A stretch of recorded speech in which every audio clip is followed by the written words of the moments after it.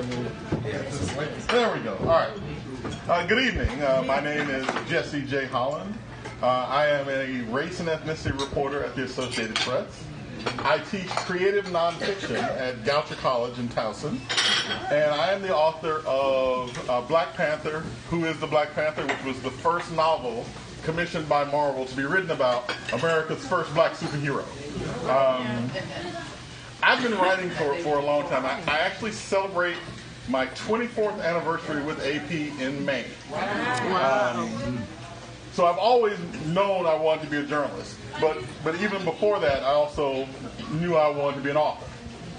In fact, the reason why I got into journalism was to find cool things to write about. I've always done the dual track of being both a journalist and an author. So I actually wrote my first book after I moved here to D.C. in 2005. I started working on my first book, which was published in 2007, which is called Black Men Built the Capitol, Discovering African American History in and around Washington, D.C. That was actually the first full-length book I'd ever written.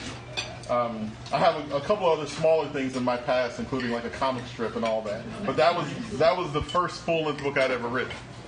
So, and of course, while riding on the success of my first book, it took me 10 years to write a second book.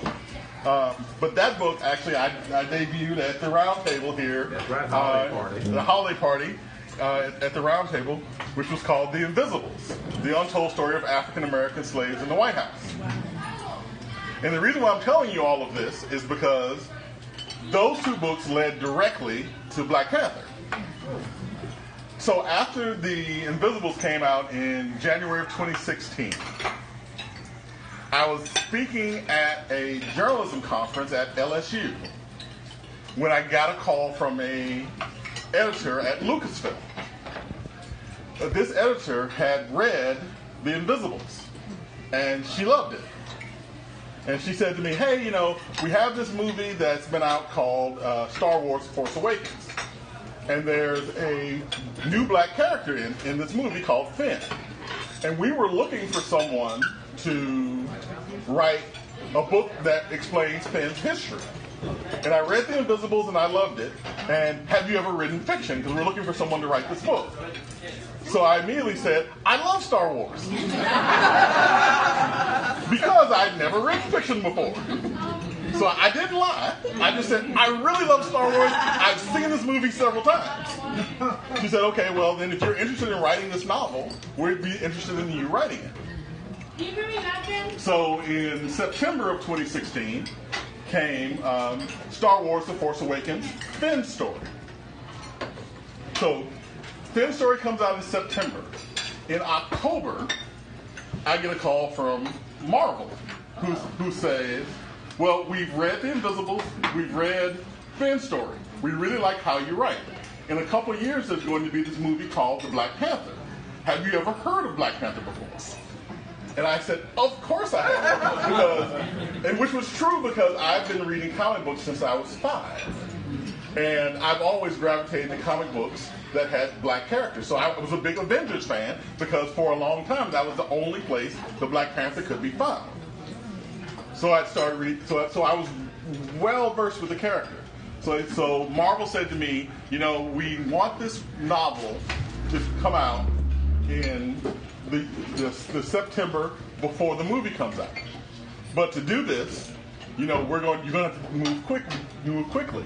So we're going to give you 6 months to write the 90,000-word novel and have it done in time for the movie to come out. And he said, can you do it?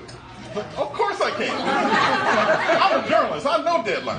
Not to mention I'm a wire service reporter. I know deadlines. So I started working on the novel while I was teaching at the University of Arkansas and commuting back and forth between Arkansas and D.C. I think I wrapped the novel up on April 1st. A little ahead of deadline. They told me to write 9,000 words, but of course I'm a print reporter. I wrote 130. So there is a director's cut of my novel, by the way. So the novel came out in September of last year, but as you might expect with this type of work, it came out, it got some attention, but it didn't get a lot of attention until the last 4 weeks, where as of right now, the hardcover version of the novel is completely sold out internationally. All right. Thank you. But the paperback, we originally had an agreement only for a hardcover novel, but now the novel's being reissued in paperback and it'll come out in April 24th. And I actually go up to New York on tomorrow and get to sit down with some people at Marvel to talk about future projects. So we'll see how that turns out. But it's been really interesting watching the realization around the world of how cool a character the Black Panther is. I get to claim a little bit of ownership because I've been reading this character for years, since 1975. And I've been able to watch the evolution of how this character has been presented in Marvel up to how it's being presented today. Originally, the Black Panther comic book wasn't called the Black Panther, it was called Jungle Action. Oh, wow. Jungle Action, yeah. It's trouble right there. But even with the stereotypes that have been involved with this character in the past, the character himself has not changed. T'Challa has always been a king. He's never been a sidekick. He's always been one of the few black characters in comic books who could stand by himself and was not that stereotype. There have been other black characters in comic books like Luke Cage, but Luke Cage was a walking blaxploitation caricature from the beginning, and so was Black Lightning, where you have the big huge afros and the shirts that open up to your navel. Please share this. But the great thing about the Black Panther is that this character has had the same personality, had the same origin up until recently. Now, the great thing that Marvel did for me with this novel is that they gave me license to do a little modification to it. The Black Panther actually was created in 1966 by Stan Lee and Jack Kirby. And the origin they wrote for the Black Panther has stayed the same. The country of Wakanda, vibranium, all the stuff you saw in the movie, that original origin, pieces from that origin have stayed the same.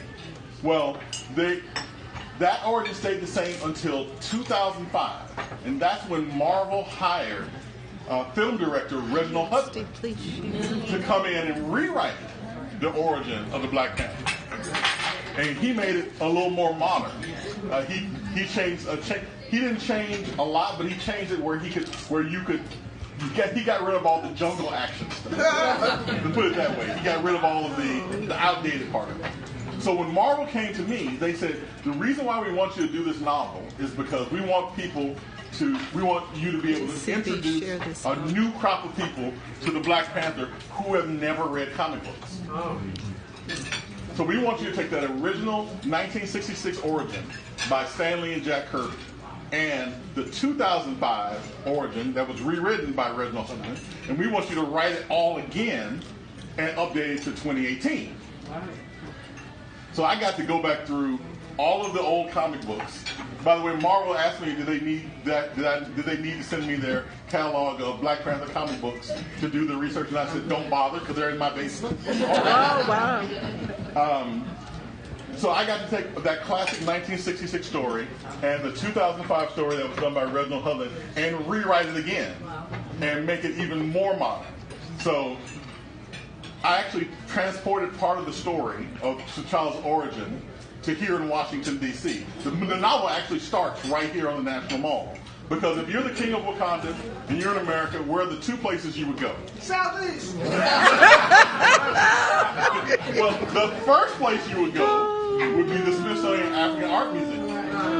Because I actually started the novel with him opening the Wakanda exhibit in the African Art Museum. And the second place you would go is the Smithsonian National Museum of African American History and Culture. You go to the Blacksonian.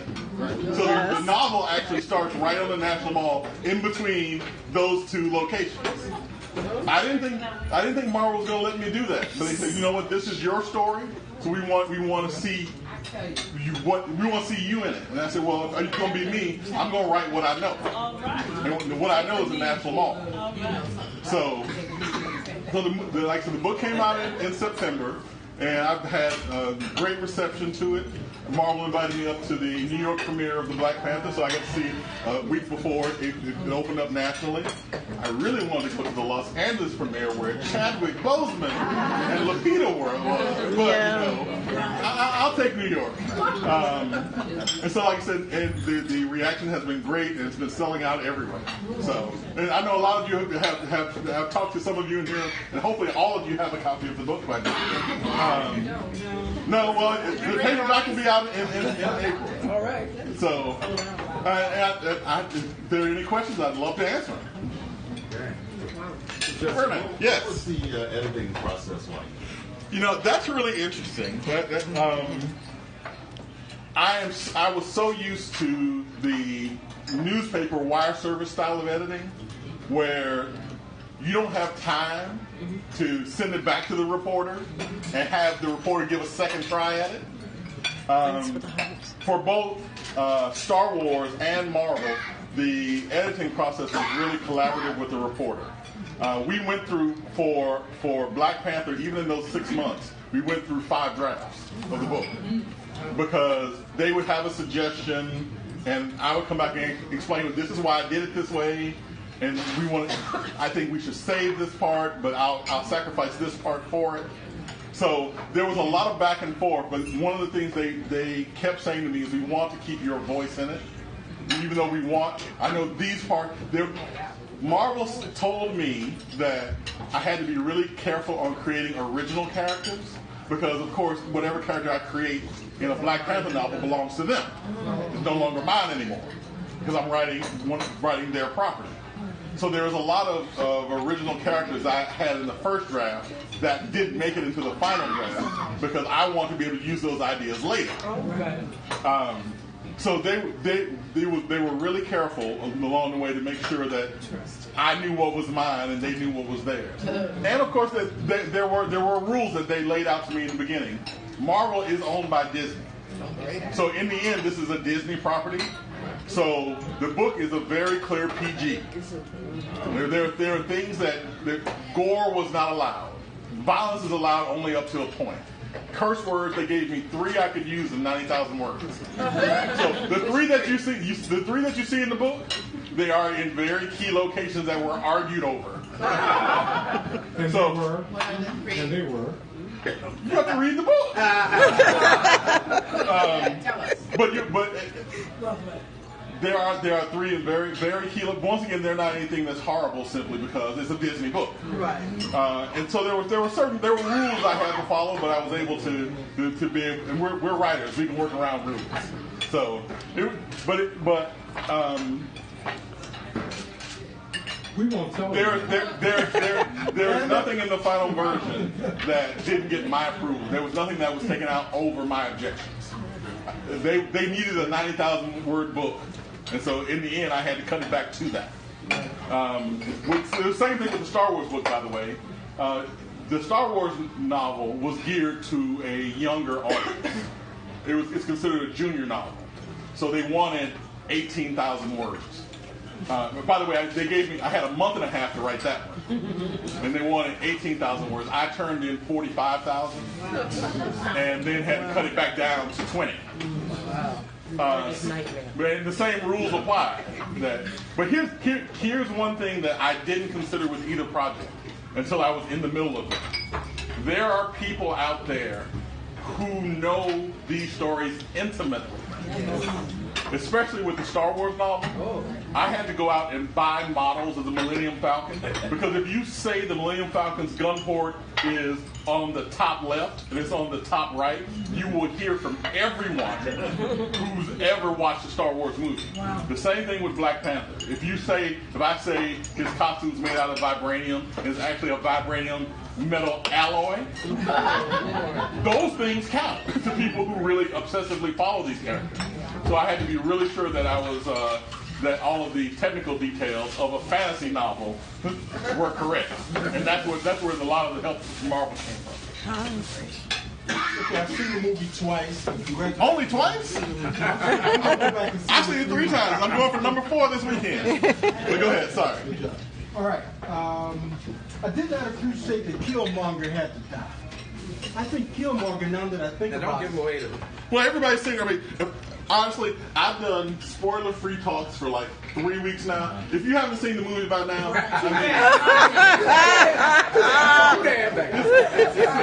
but we will say spoiler alert for. You shouldn't be here if you don't want to get started. But at any rate, I think Killmonger to me represents the political Black Panthers out of Oakland, California, when you think about it, because he was fighting for the American quote-unquote Negro.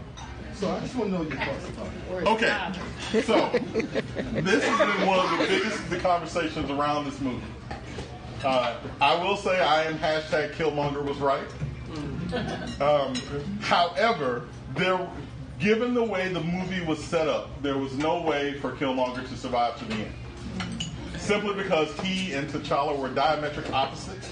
They had diametric opposite points of view, and there was no way that the two of them could both live to the end of the movie. And T'Challa wasn't going to die because he's Black Panther. Right. But what about Vibranium? Could not have saved his soul.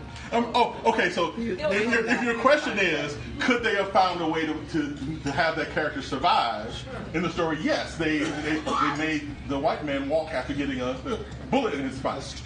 So could he have survived? Yes, but for the story, it would have been a cheat at the end to have these 2 point of views fighting the entire movie and have some cop-out where he's in a prison at the end of the movie. So, just story-wise, he could never survive. But once again, this is a Marvel movie. People die and come back all the time. And I will tell you, the first time I went to see this movie, I was sort of disappointed because the defining characteristic of Killmonger in the comic book is that he's the one character that T'Challa has never defeated in a fist fight.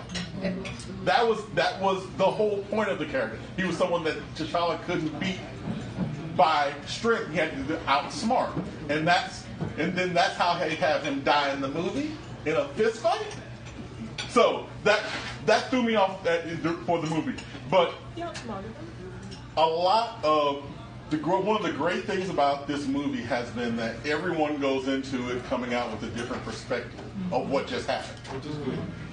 Which that means it's a really good feat of storytelling that everyone can go see it and come out with a different thought about what should have happened and why it happened. So. So one of the things I thought was very educational and kind of something that we should all look at is I guess maybe I'm the only one that saw it, but the play between African Americans and Africans. Oh no, you weren't the only one to see it. Oh, very clearly you were not the only one to see that. So I have my main question is, one, was the movie centered on showing how separate we are? And is there a possibility for a future connection through that movie and then your book? One of the things that I will say, and I think I've said this a couple of times, is that we all have to keep in mind that the Black Panther is an American creation by 2 white men of what they thought Africa could be. And that has been taken by Black writers since and molded into what we see in the novel and in the movie. Ryan Coogler took work that was done by Reginald Hudlin and Christopher Priest and Don McGregor and mixed it all together and came out with the movie. There are a lot of messages in the movie, and it almost depends on who you are, what message you got from it.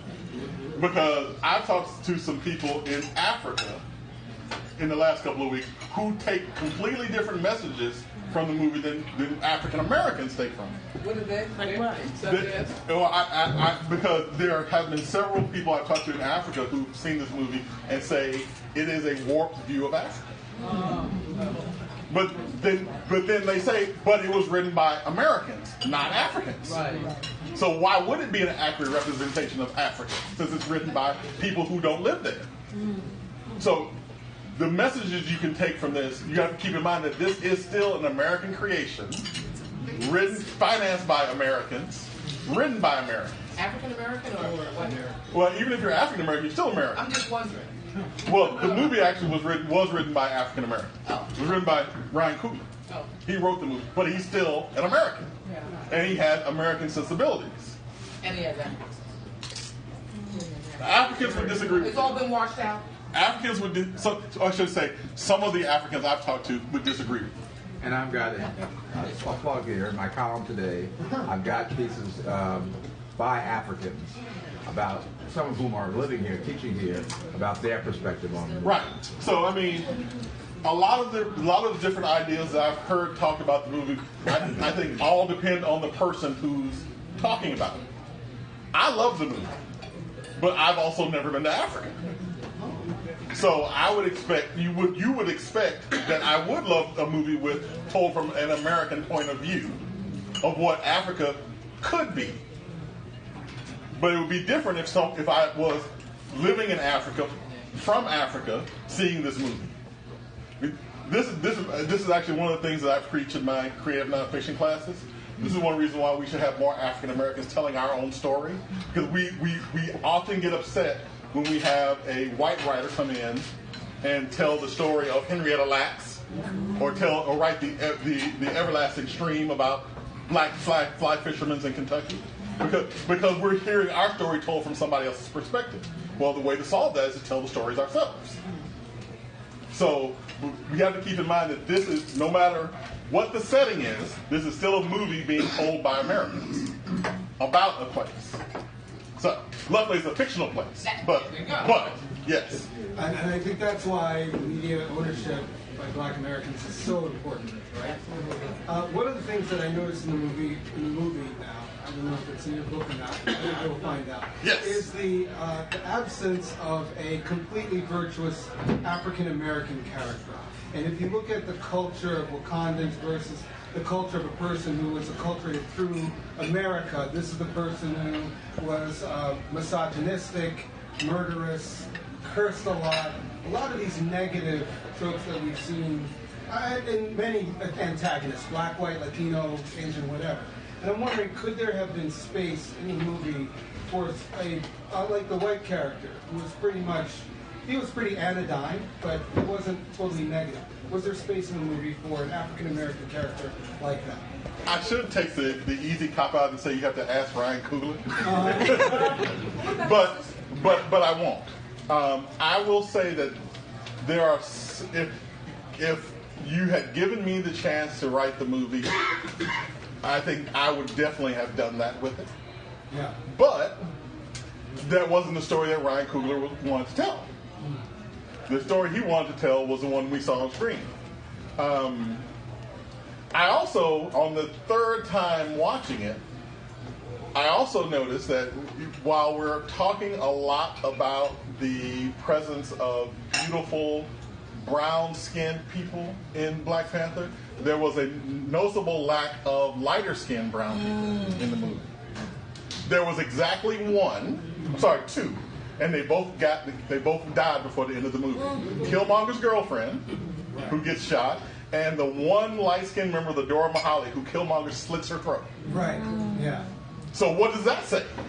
But because Wakanda was never invaded by white people, I heard that it would just be dark-skinned people coming from Wakanda. That's what I heard. No? Well, how would they Just because Wakanda was never invaded by anybody doesn't mean that people did not get in and out of the country. Yeah. I mean, obviously they did because his uncle was in Oakland. Right.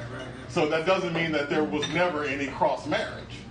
So, I mean, that, like I said, by the third time I saw the movie, that I started noticing that. So is that reverse racism? That black people in Wakanda can only be one color and that's dark? No. I mean,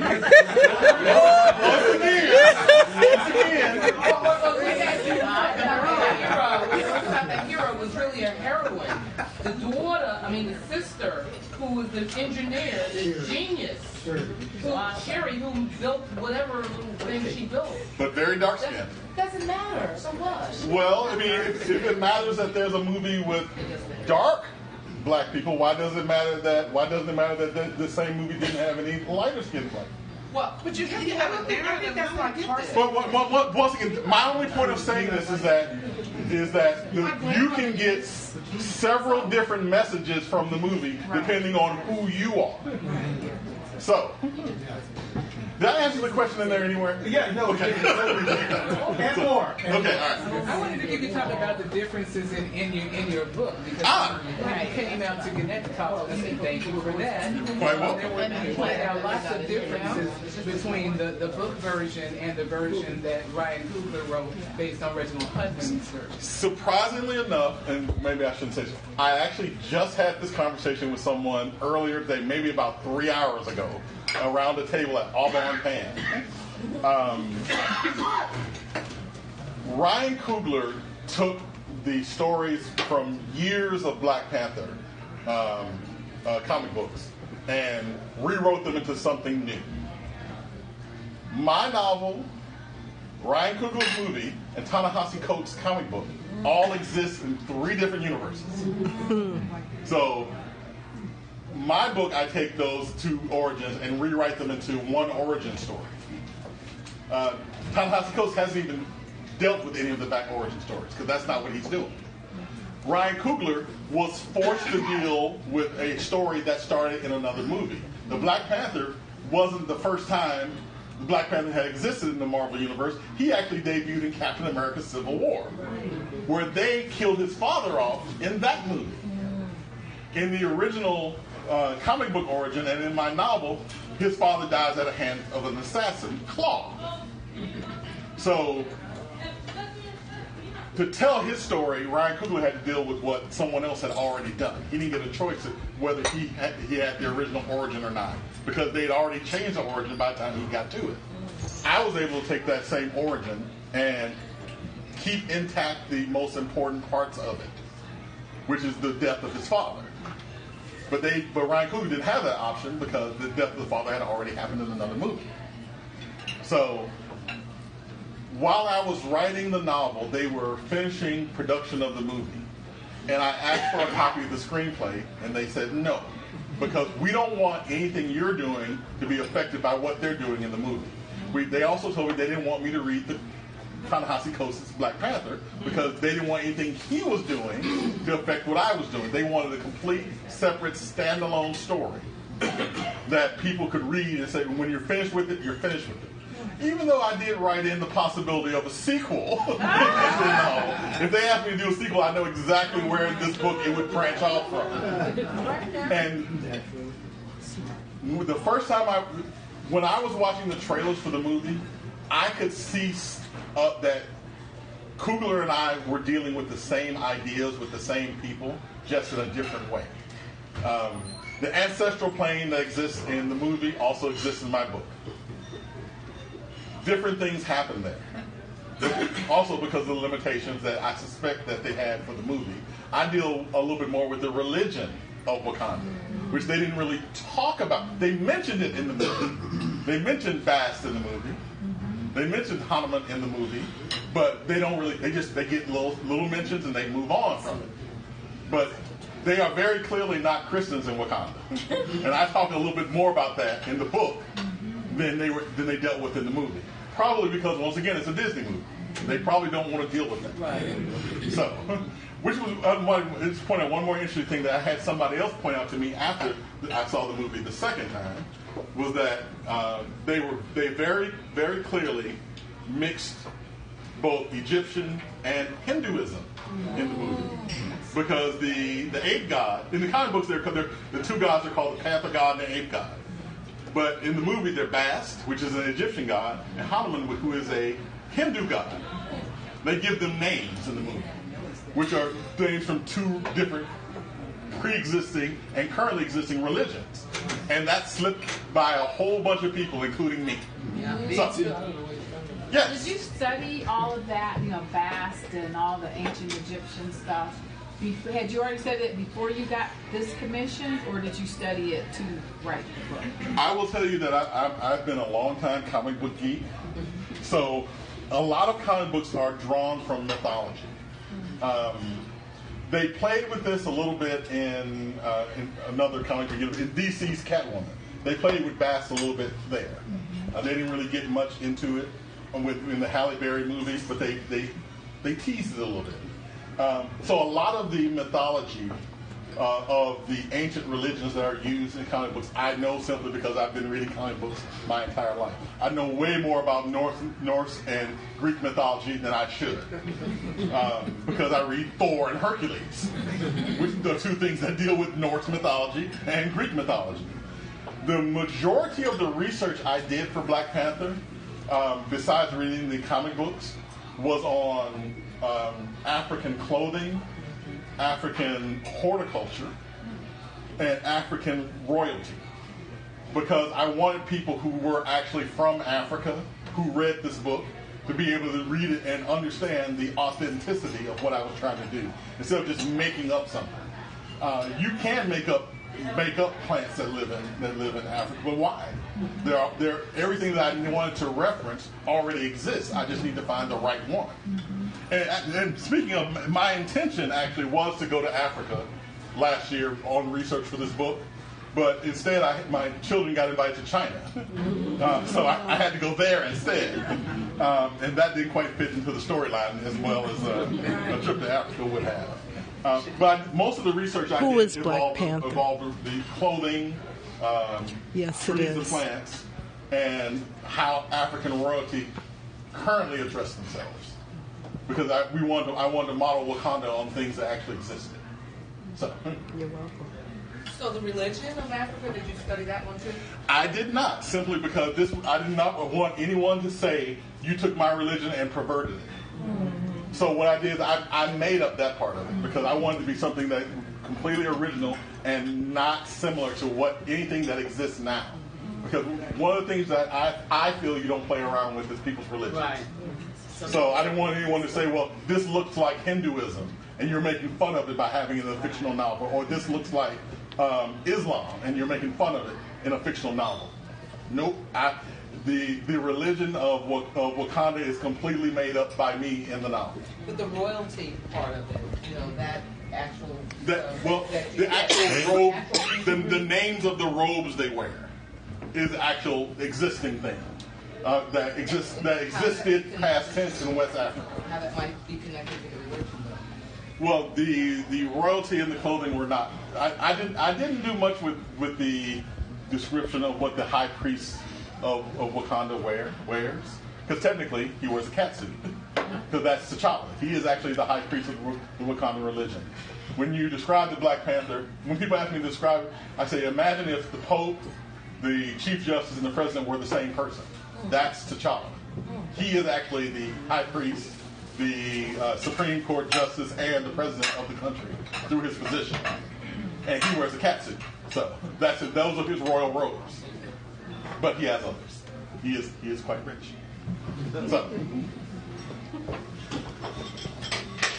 So I believe it was announced this week that there's going to be a sequel. There is definitely. They have to announce that. Well, After $1 billion,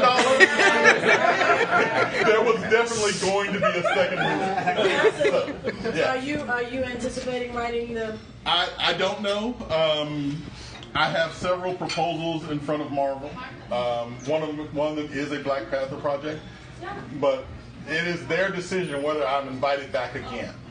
And plus, that proposed sequel is probably 3 to 4 years away, because those same actors. Okay, so I will repeat my concern about Black Panther that I shared with someone else earlier today. We all realize that we're going to see the same characters in the same setting in 40 days. because the Avengers movie that's coming out in May is set in Wakanda with the same characters being told, but a different story is being told. So by the time they get around to the Black Panther sequel, we will have seen Wakanda and the Black Panther in at least 2 other movies. So what's left for the sequel? The thing that I'm worried about is burnout on the character. Too much Black Panther. So do you anticipate we will show up for those movies? Because it was a different type of marketing. Here's the thing. I will identify this clearly as my personal opinion. My personal opinion is that all of the factors that made this movie so successful will be hard for anyone to repeat in the future. And I am waiting for the discussion to start about A Wrinkle in Time, about why blacks aren't supporting Ava DuVernay in her movie, and they went out and watched Ryan Coogler in his movie. Absolutely. Well, part of the reason why is because the situation that made Black Panther so successful, the fact that the character is the first mainstream black superhero to ever exist, the fact that this movie hit all of the right buttons at the right time with the right director, the right cast, and the right story. All of that will be hard for anybody to repeat in the future. So I don't think because in addition to bringing in African Americans to see this movie, African Americans who had never been to a movie before. And I can say this because my parents had never been to a movie in a movie theater in their entire lives until Black Panther. We've seen movies. They saw movies at home. They had never been in a movie theater. Ever. They don't. We live in Mississippi. No, I mean we live within driving. They could have seen a movie easily. We live within driving distance of Memphis. We live in driving distance of Memphis. Star Wars actually was the first movie I ever saw in first grade. But I was taken to that movie by the teacher who took her whole class to go see Star Wars. My parents just weren't interested in any movie enough to go see one. But this one got their attention. Because of your book? No, they would have seen the movie regardless of whether I had written the book or not. Wow. So this movie hit buttons that's going to be hard for any other movie to hit. So it's going to be different. It's going to be different for every movie from this point on, including Ava's movie, which I think last week Black Panther was the #1 movie and that was #2. Yeah. First time any 2 black directors had been on the top of the market. Oprah.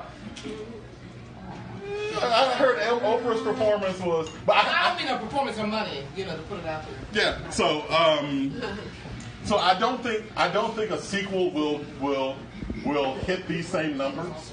I don't think any. I think what we're going to see now is a bunch of people throwing a bunch of black superheroes at the screen and expecting $1 billion and being upset when it doesn't happen. Because this movie brought in an African American crowd, brought in a Marvel superhero crowd, and brought in a bunch of people who had never seen a movie like this before and wanted to see it. It's going to be hard for anybody else to duplicate that. No, we'll try. Let me get Darlene first. So you mentioned going to New York tomorrow to talk about other projects with Marvel. You're a writer, you're a journalist. Will you always be a journalist? You'll always be a writer. Will you always be a journalist? Well, I think what do you see coming in your future as a result of all of this literary success? Okay. First and foremost, because my mom has been answering this question for the entire week and called me laughing about it last night.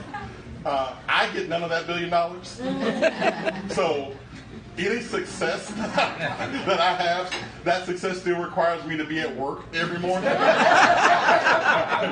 So I'm still going to work every day. But to answer your question, I see myself continuing to do what I do for the foreseeable future until I don't. I've had a lot of different things, even from when The Invisibles came out. I've had a lot of different projects thrown at me that people have asked me, would you be interested in doing this? I'm being very careful on what my next thing is going to be, because like you said, I'm a journalist, I'm a professor. let's not forget being a dad and a husband. Right. There's only so many hours in the day, and I want to make sure that whatever I do next is worthy of the time I have to give to it. I have a lot of people ask me about when do I write and how do I write. Well, when do I write? I write from 10 p.m. to 2 a.m. because that's the quiet period in my house. That's when everybody else is asleep. But for me to devote that much time to something requires it to be important enough to me to forego sleep for a couple of years. So I have an idea of what I'm doing next. I'm probably going to go back to my nonfiction roots and write a couple of nonfiction books. But I'm also still leaving the door open to anything else that comes by. If Marvel has something they want to throw at me on Friday, great. I'll think about it and say yes or no. But for the foreseeable future, I'm happy with what I'm doing until it's time to do the next thing. So you did not take the leap. Run for Congress. You like how I filibustered that question? You did not take a leave of absence to write either of the books. Surprisingly enough, the only leave of absence I took was with my very first book. I published 3 books in 3 years without taking a leave of absence. Which means I literally did not sleep for 3 years because I would work every night from 10 p.m. to 2 a.m. Oh, and by the way, during that same time period, I also got my master's degree. Nice. Oh, wow. Oh, my goodness. So it was this is why I'm being very careful about what I choose to do next because it might require that same sacrifice. Because in the end, I still have to pay the mortgage. Right. And so I can't work on the assumption that whatever I'm doing is going to bring in money. I have to know that it's going to bring in money. So I'm being very careful about what I choose to do next.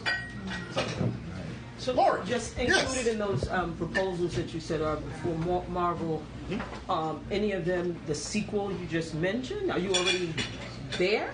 I know you just said you're I would feel I'm not ready to announce any of that. You can tell me.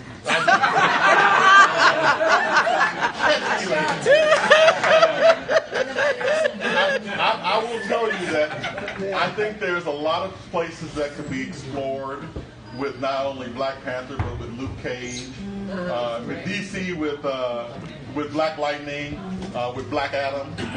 I've told DC for years now I would love to write a Shazam movie, but it wouldn't be about Captain Marvel. It'd be about Black Adam, his Egyptian counterpart.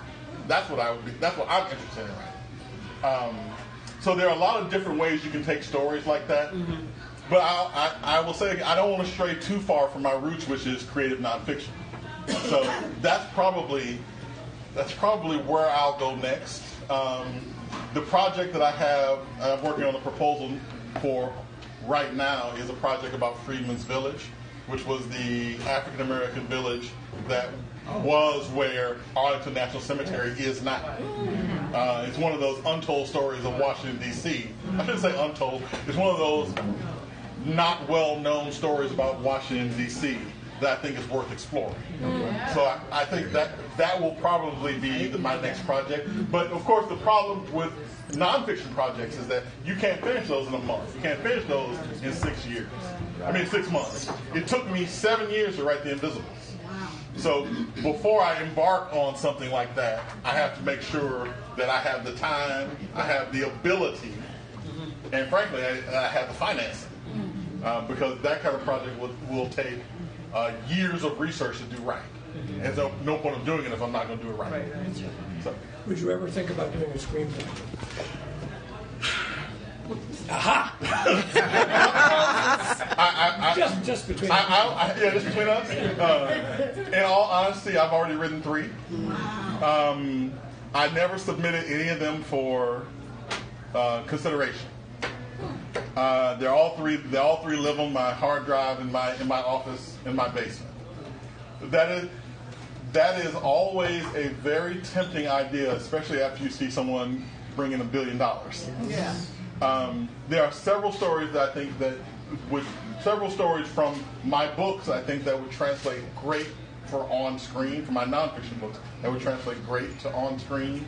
But once again, that would require me to actually learn a new form of writing, because while I've taken a couple of screenwriting classes, I have not been serious enough about it to be able to say that I am competent or expert at telling a story through screenwriting. So the answer to your question is that yes, I'm interested in doing it, but no, I haven't taken the time to try to do it seriously. So, but if anybody has any connections in Hollywood, I can always learn something really quickly.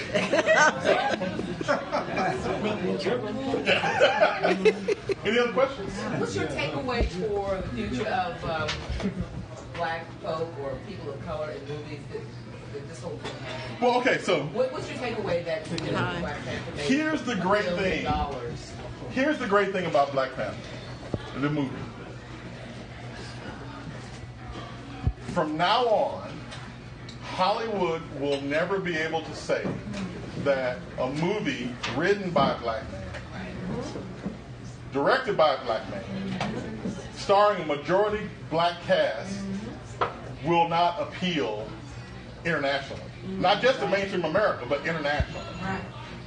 This is going to open the door for a lot of black writers, a lot of black directors, a lot of black producers as well. Because that Hollywood glass ceiling has shattered and probably will never be erected again. Now, the problem always is when a glass ceiling is shattered, there's an inevitable pushback. So there is going to be some black writer, black director is going to get a bunch of money for his or her movie, and it's going to flop. And we will know whether that glass ceiling is permanently shattered if another black director behind them gets that same opportunity. There's the old joke that the ceiling is gone when a mediocre black movie is financed and becomes successful. But right now, I think all those movies still have to be extraordinary to get financed. Well, so is there room for in the big mainstream world? Is there room for a black-owned production company that can put out a movie? Blah blah blah blah. Is there room for it? Of course. I mean, you right now you say, well, it never happened again. That means you have to go to someone else who's not you to do it. Do you think that this might be? Someone says, well, I'm an investor. I like the way the money got made. Well, Reginald Hudlin right now is working on Milestone Media. If any of you remember Milestone Media was a black-owned comic book company that started back in the 1990s. Actually, during my internship at the New York Times, they asked me what story did I want to write, and I said I wanted to write about Milestone Media, which was the only major story I wrote for the New York Times during my summer there. Milestone Media are the people who came up with Blood Syndicate, Icon, Hardware, and most people know them for Static Shock. They were the ones who came up with the character Static that they made a cartoon out of later on. Well, one of the heads of Milestone Media died a few years back, and Reginald Hudlin just this year came in and bought the entire company, and he's going to restart it. First as a comic book company, then move back into television, and according to him, he's going to start making movies. So, is there room for it? Of course there's room for it, but the question is always about finances. Can you survive a movie that doesn't make $1 billion? Because right now, if you have a black superhero movie you want made, people are throwing money at you. What will happen when one of those movies isn't successful? Will people still keep throwing money at it? So who knows? Well, and but you'll have the opportunity. The success wasn't just that the audience went, but Disney really hyped it in a way that made you want to go see it, and the movie lived up to the hype. But I was startled by the marketing behind it. You? I was not, because I think Disney knew what they had as far as the movie went. They weren't as confident about the tie-in products like my novel, because they didn't print enough of them. I had a book signing in Alexandria a couple of weeks ago that I had 850 people show up to. I had 30 books available. Oh my God. I just tried to order you on Kindle and it's not available yet on Kindle. Well, look for the hardback. The paperback. The paperback comes out April 24th. Right. And by the way, if you're going to order it on Kindle, order the the hardback Kindle version, because for some reason they're charged for the same Kindle book. They're charging $9 for the Kindle version of the paperback, while the hardback Kindle version is $4. What? It's the same book. Okay. Unless somebody else adds something without me knowing about it. It's the same book. The hardcover is $42. There is someone on Amazon who is selling my book unsigned by me for $660. Oh my God! I'm like, y'all can send me that money. I will sell you my copy. Wow! I will sell you. Okay, there's only one copy of it I will not sell. I got to interview Chadwick Boseman when he was doing Marshall. He was coming through DC for his Marshall tour, and I got him to sign my book as T'Challa. Wow. So that copy is mine. Wow. Nobody will get that copy. Isn't there an unstated attempt to pit Ava's movie against Black Panther? I would say it's unstated. Okay, because why are the two out at the same time with the expectation that Ava's movie would top Black Panther, which isn't realistic? Well, I mean, of the nature of the movie. Because of the nature of the subject as well. Yeah. I mean, the Black Panther movie came in with a built-in fan base. Not only a built-in fan base of the character, but a built-in fan base of the Marvel superhero movie. There's a subset of people out there that will go see every Marvel movie, no matter who. I am not in that subset because I just saw Thor Ragnarok 2 days ago on video at my house. But there are a subset of people who were going to see Black Panther regardless of who was in it. Yeah, definitely. There are people who had never heard of A Wrinkle in Time, who had never read the book, who had no idea what the story was about. So that movie had a much further way to go to find an audience than Black Panther ever would. I read A Wrinkle in Time, but I bet there is a lot of people who still to this day have never read that book. And so that movie had a long way to go to get even close to the audience that Black Panther just came in naturally because the character existed for so long and has been popular for so long.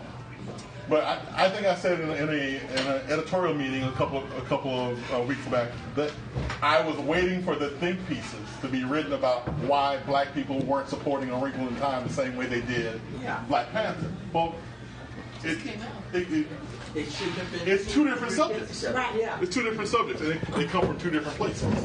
So, and different casts for that matter. And different casts. Keep it real now. So. I'm just saying. I love Ava, but it's totally different. We have time for this. One more? Totally different. Yes. Sharon. I'm a big comic book fan. I got about 2,500 books from my childhood. Stop. Say 2,500. We need to talk. Look here. Why is it all this fantasy, and then we live in reality as we live with these people who are not doing us right, not just here, but around the world? So when is the creativity going to tackle change for real behind the civil issues about the lack of justice in this country and the lack of justice for people who aren't white? I mean, it's just like, when are we going to get to that point, before I die, that there's a new day coming that really makes literature what it used to be on some level, that you relish in it. But the idea that we can only relish in fantasy, I mean, the Scandal program and Murder, She Wrote, Black people starring in that stuff. It bugs the heck out of me. That's not entertainment. It's also slanting the narrative once again about who we ain't. And it's just, enough of that. So can you help some other people who get it about changing this? Does it take money to make that happen? Does it take a consciousness to make it happen? What kind of action does it take to make that happen? Well, entertainment serves several different purposes in people's lives. Mass media entertainment is something completely different. That leaves us out altogether. Well, because no matter what he wanted to do, Ryan Coogler had people who would tell him what he needed to do. Because just like in my novel, that isn't his character. He doesn't own it. So this type of entertainment, whether it's told in a comic book, whether it's told in a novel, whether it's told in a movie, unless you own the character, you have things you can do and cannot do. I think Ryan Coogler did a great job with what he had, knowing what he had to work against. We also have to be careful that we don't try, and this is a problem I've really seen with the Black Panther movie, that we don't try to push everything we want onto one thing. Hello, they're pushing everything they want right down our throats. I mean, think about the food stamps that are getting ready to go away, and people are fighting on the hill about that. Think about the economic lynching that's still going on among black guys who can't even get jobs. All correct, but the Black Panther can't address all of that. But you can. Well, isn't that why we're journalists? Yeah. That's sort of what we do. Yeah. But entertainment isn't always the vehicle for that. It's mindless. Right now, it's mindless. We have a whole. Well, I guess it depends on what you're watching. I ain't watching junk. Let me tell you that. You know what I mean? Because one of the things that I go through this talk a lot with people when I talk to you about journalism. Okay. One of the things that we have to be careful about is what we consume, because everything isn't for everybody.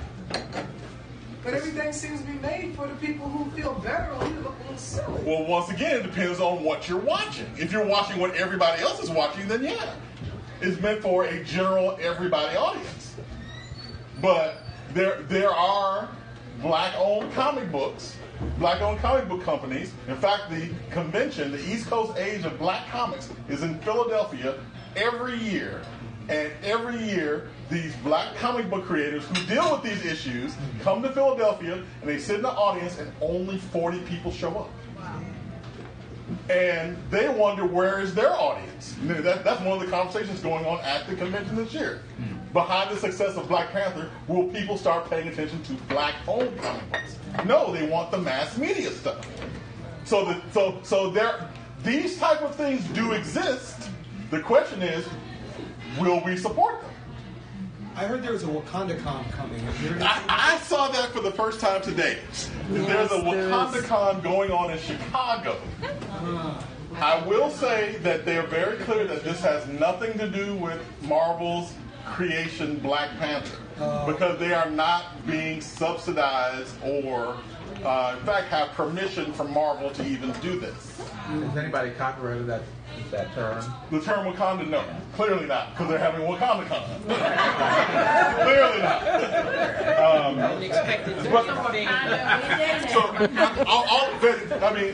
Sharon, just to answer your question, there are forms of entertainment that do what you're saying they should do, but unfortunately, those are not the things that people are watching and paying attention to right now. There have been a whole cadre of black comic book creators and artists. In fact, I did a whole month of black comic book history on my Twitter feed last month to introduce people to some of these people who've been doing this work.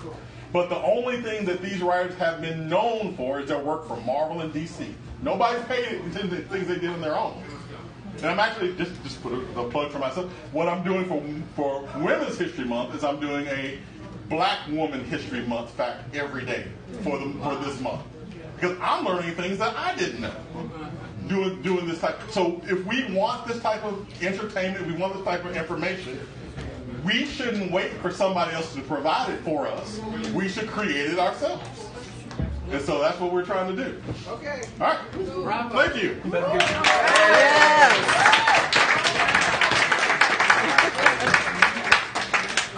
Okay, come see me if you haven't. What is his? This is Journal-isms Roundtable, and the speaker is Jesse Holland, and he wrote "Who is Black Panther?" He's the writer of the book. What's the name of the program now? So thanks for joining, guys. I'm going to scope down now. That was my first time hosting. I've been on it.